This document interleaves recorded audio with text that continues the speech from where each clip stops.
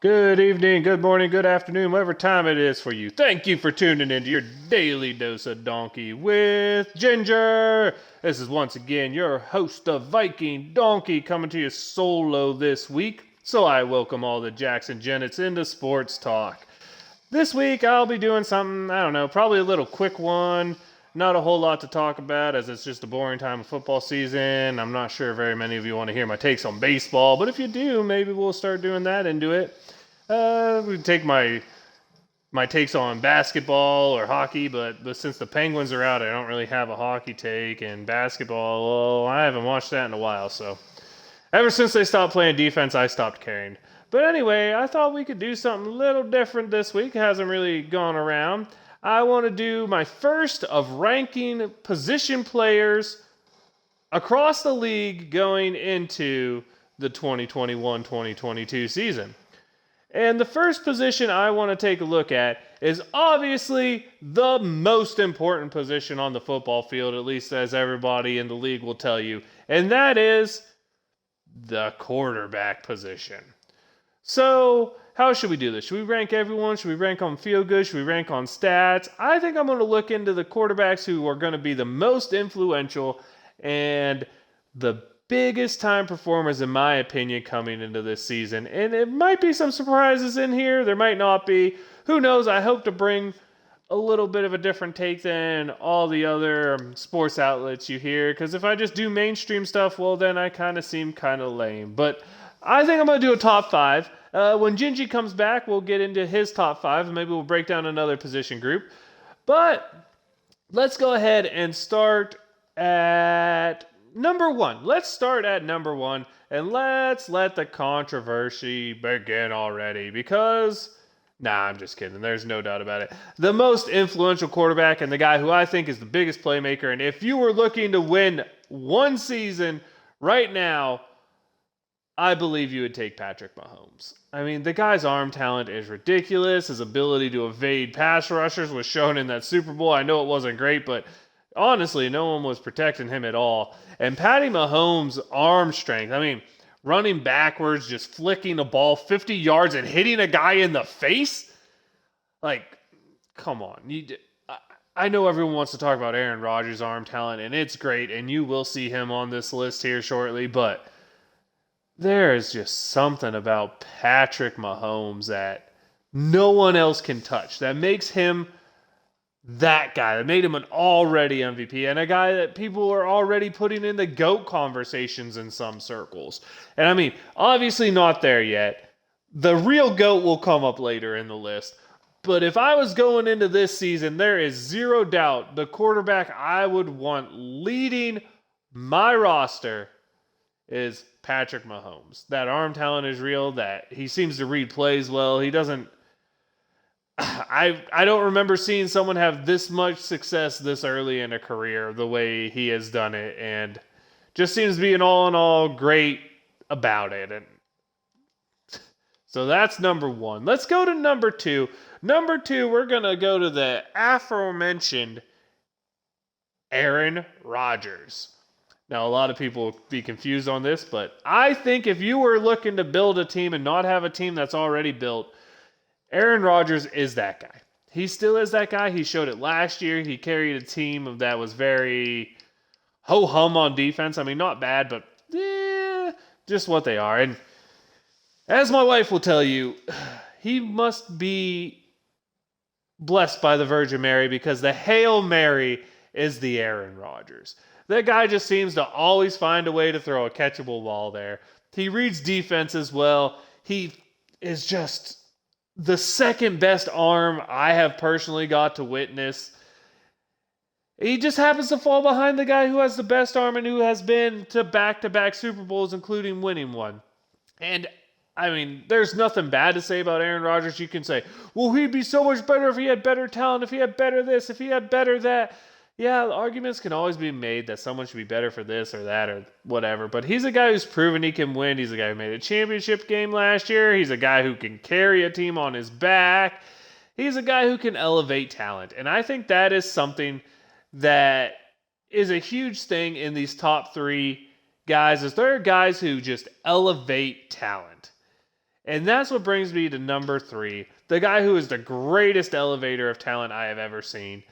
That is the GOAT, the one, the only, the Tom Brady, who brought a Super Bowl to my second favorite team, the Tampa Bay Buccaneers, last year. And honestly, my Super Bowl favorites going into this year because they're returning everybody. And having Tom Brady is just not fair. He is just so good, and he's beaten Father Time like no one else has done. So until he proves he can't do it, Tom Brady is probably never going to make a top 5 list for me. Honestly, it was hard for me not to put him number 1, but I'm going to be honest, if I was building a team right now, I'd want a guy who is a game changer. And I'm not sure Tom Brady is what he once was in game-changing ability. The arm strength you can see is a little more off. He doesn't quite have the greatest reads anymore. It seems like he's a little bit slower in everything. So, I mean, Tom Brady's the GOAT. You don't like it, it's just because you don't like Tom Brady. I mean, he is what he is at this point, and if you don't like it, it's just... I don't know what to tell you, because at this point, you should just enjoy something that you're probably never going to see again. A guy that has dominated the sport for as long as he has, and I don't mean just dominated by putting up good stats, by putting up the numbers. I mean dominated by just winning Super Bowls. Consider, he's won more Super Bowls than any other franchise. That's just one guy. And a lot of those were mostly, yeah, you can say Belichick had good things. You can say, oh yeah, but he had a good defense in Tampa, which he did. But you know what the common denominator is? Tom Brady, his tenacity, and his leadership ability. Hate him or love him, Tom Brady has to come in on your top 5 list until he proves otherwise. Or you're going to be looking very, very silly like, oh, I can't remember the analyst who called it like 8 years ago. Oh, he's done. And then he goes and has a Hall of Fame career since he was told he can't do it anymore. I mean, don't bet against Tom Brady. That guy has proven he can beat everything. And it's just... woo! I mean, yep, that's that guy. Now we're getting into the fun part for me, because 4 and 5, and honestly probably 3 or 4 other guys are really, really close to me. But I was looking at guys who I think give you the best chance to win if you were to take them right now. And there's a couple things that maybe is a caveat here. The 2 guys I'm going to pick are guys who have cheaper contracts, so if you were to build a team around them, you can build a better team. And guys who are on an upswing, so I'm expecting them to improve or keep improving or put up numbers like they did last year. And at number 4 for me comes a guy who I've said in multiple podcasts you heard, is a guy who, if Aaron Rodgers wasn't doing what Aaron Rodgers was doing, would be a huge consideration for MVP because of the step he took forward, and that's Josh Allen. A big guy who can run the ball. Buffalo looks so much better with him. Finally got a really good receiver in Stephon Diggs out there, and just showed what he can do. He was completing passes at a really high rate. He was doing everything you could want of a quarterback. He was running it when necessary, and he brought his team pretty darn far, let's be honest, until he ran into the Chiefs. But, I mean, that's a good team there in Buffalo. That is a great quarterback who I think ended it on one of the weakest moves I've ever saw. I mean, he acted like such a big baby when he got tackled at the end there, throwing a football on a dude and starting a big scrum. I mean, it is what it is. I understand you're competitive, but I'm not going to argue that he's not a great talent. I mean, if he completes 60% of his passes again, the way he can run, the way he can throw the ball, that arm talent to get it down the field, that size, there's no doubt Josh Allen's a top 5 quarterback. There's no doubt he was a top 5 quarterback in 2020. And I personally expect him to continue it going into 2021, 2022 season. A guy with a huge upswing, a guy who maybe wins an MVP if Buffalo goes out and ends up as one of the best teams in the league. Don't know, not going to say, but definitely a guy who deserves to, if not be in your top 5 list, be considered for your top 5 quarterbacks, because Josh Allen is everything you would want. And like I said when he was drafted, I didn't think he'd be able to figure out how to complete passes in the pros, because it's not like your accuracy is going to magically get there. But you know what? it was year 3 going into year 3 or going into year 4, he magically learned how to go from completing 52, 53% of his passes to high 60s. Like, oh boy. With that ability to run, Josh Allen's a guy who just, yep, there's the talent. Now let's get into number 5, a spot that's probably going to create the most controversy here. Because honestly, it was hard for me to put this here because I was like, oh, do I really want to do this? Because this is a quarterback ranking, and I think this dude's just more of a playmaker. And I know I'm leaving out guys like Russell Wilson, but to be honest, Russ hasn't done it in a little while. Yeah, the stats look pretty. Yeah, we can blame the team. We can blame whatever. But I just haven't felt like Russ has done it, and I feel like he's on that negative downward trajectory that you've seen quarterbacks like Ben Roethlisberger take towards the end of the career, where the stats are still pretty, the regular season looked good, but then the playoffs just seem to be a struggle for whatever reasons, for injuries, for a bad game. It just seems like the playoff success is eluding them in the second half of their career. And that's why I'm not taking Russ. I don't think he is having those type of years recently. It doesn't mean he can't go out and win an MVP. I mean, the talent is there in a Russell Wilson, but he's not going to make my top 5 list. Some people will be clamoring, what about Matthew Stafford? He's so good at it. No, nah. The Vegas Raider fans will tell you, look at the statistics. Derek Carr's as good as any quarterback not named Aaron Rodgers. No, not hearing that argument either. And then you can say, ooh, are you going to give a big jump to a guy like Justin Herbert? Not yet. I loved him coming out of college. I still do today. But I don't think it is time for him to be in a top 5 list yet. So then where are we going? You're not going with one of those young guys? Is it Tua? We know you like Tua, but no, definitely not going to go Tua there. I'm sorry. No former MVPs and guys like Cam Newton either. Oh, but maybe it is a former MVP, but not one who's on the downside of his career. But you'll have to wait a little bit because I want to keep baiting with who my number 5 is. And that's why I did it this way. So I could bait with all these very, very talented, very, very possibly deserving quarterbacks. Do we give an uprise to the best team on paper, the Cleveland Browns? Is Baker Mayfield going to make the jump? Maybe, but not on my list. So we're running low on quarterbacks now. Is it Kyler Murray and his injury-prone self? No. Although if he ever stayed healthy, I would love to maybe consider him up here. But little guy gets injured a little bit too much for my liking. Is it a guy coming back from a serious injury like Dak Prescott who put up crazy numbers? No. Is it, you like that? Sorry, Kurt. It's not you either. Oh, you're a Steeler fan. That means you have to be putting it in Ben Roethlisberger getting installed a robo-arm, right? No. Not really. Well, then who could we have? Drew Brees is retired. Matt Ryan? You said former MVP. Also said not on a decline. Sorry, Matt Ryan. Plus, you're about to lose Julio, it looks like. That's not going to look good. Oh, so where can we go? Is it going to be one of the guys who got drafted this year? Is it a rookie? Is a rookie going to break into the top 5? And if it was, what rookie would it be? No, don't worry. You don't have to worry about it. It's definitely not going to be a rookie. Maybe it'll be a backup quarterback in Mitch Trubisky. Nah. Okay, I'm serious. I'm done. Number 5 is Lamar Jackson. An MVP, a guy who's starting to get a little better in the playoffs. But to me, the best playmaker we've ever seen at the quarterback position. I know Michael Vick did some crazy stuff, but the thing is, they tried to make him improvise.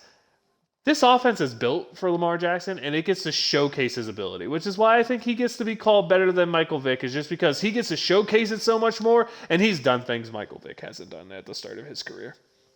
He has an MVP. He's finally won a playoff game. And let's be honest, how many quarterbacks do you go into the game and say, man, if he throws for 200 yards or under 200 yards, we're probably in trouble? Like, he's like the opposite of what you expect. If he throws for over 200 yards, you're like, hey, maybe we have a chance because that's showing that we're forcing him to pass. Whereas if he throws for under 200 yards, it's like, oh man, they just ran the ball down our throat, didn't they? And if you watch him and you just don't think he's everything you'd want in a quarterback, I think you're a little crazy. And the thing is, he's done a lot. I figured if he ran the ball as much as he does, injuries would be no doubt about it happening way too often for him to be a top 5 quarterback. But he has done a great job of avoiding injuries. He's on a good team built that is willing to build and play around his skill set.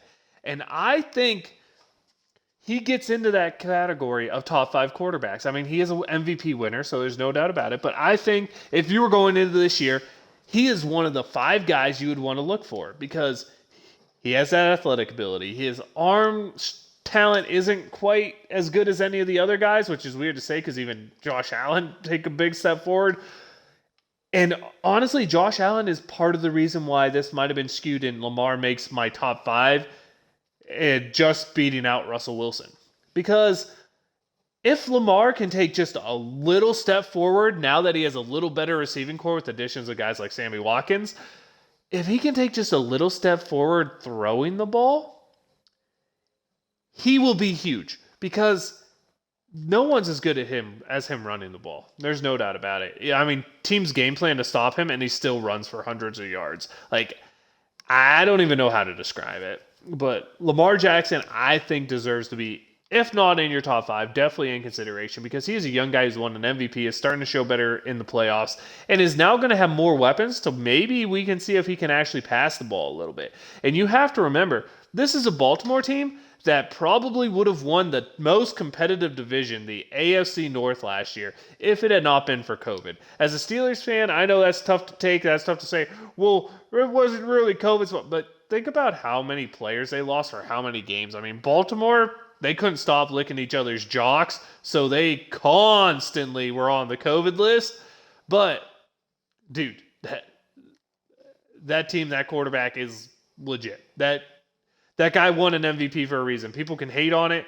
Lamar Jackson is a top quarterback. I know a lot of people don't like the way he plays. I know a lot of people are like, but top quarterback needs to be able to throw the ball better than that. Nah, dude. He is an absolute playmaker. And just because he isn't what you want to see, as you're seeing in the league, there is a shift away from these pure pocket passers like Tom Brady's into guys who are mobile. Like, I mean, Lamar Jackson, Josh Allen, Kyler Murray, Josh Fields. I mean, these athletic guys are getting more love now, and it's for good reason. There is no doubt. I mean, even Trevor Lawrence can run pretty good. The day of the Chad Penningtons seems to be becoming a thing of the past. You're no longer going to get a statue pocket passer who only can do dinks and dunks. You're getting these big, athletic, big arms. And it makes for interesting football, I will say that. So, a quick recap for anybody keeping count. That's a top 5 that goes Patrick Mahomes, Aaron Rodgers, Tom Brady, Josh Allen, Lamar Jackson. Let me know what you think about it. Let me know if I'm crazy. Let me know what your thoughts are. Maybe if you leave a comment of your top 5, I'll talk about them. But all in all, just trying to kill the monotony of the offseason by giving a ranking of quarterbacks, talking a little bit about quarterbacks, talking about the future, the way the NFL is going. I hope you enjoyed it. Tune in next week. We'll have more rankings coming in. Maybe if there's some Steeler news or some big NFL news, we'll talk about it. But really, it was just a super duper duper quiet week. Nothing crazy going on. And I guess it's that time to tell you, I enjoyed y'all for being here. Thank y'all for tuning in. You can reach me on my socials, Viking_Donkey on Twitch and Twitter, Viking Donkey on Xbox. Email me. Leave a comment on the YouTube page, Your Daily Dose of Donkey with Ginger. And let me know how I'm doing. Let me know what you think. I love having everybody out here. It's time for a shout-out, I guess. And if I had to give a shout-out, I'm going to give it to Naomi Osaki. I think that's what her name is. I probably pronounced the last name wrong because I'm terrible with names. But, I mean, withdrawing from a huge tournament like the French Open because you're worried about your mental health, I think that's such a huge step. I think that's such a huge gutsy thing to do. And I honestly, I think you deserve a shout-out because that can't be an easy thing to do. Be in your prime, go away from a tournament that you're performing great in, and just be like, nope, I gotta focus on me. I mean, I have mad respect for what happened there. So that is my shout out for the week. I already told you how to reach me, so you know what time it is. It's time to wave them if you got them, baby. Wave them if you got them.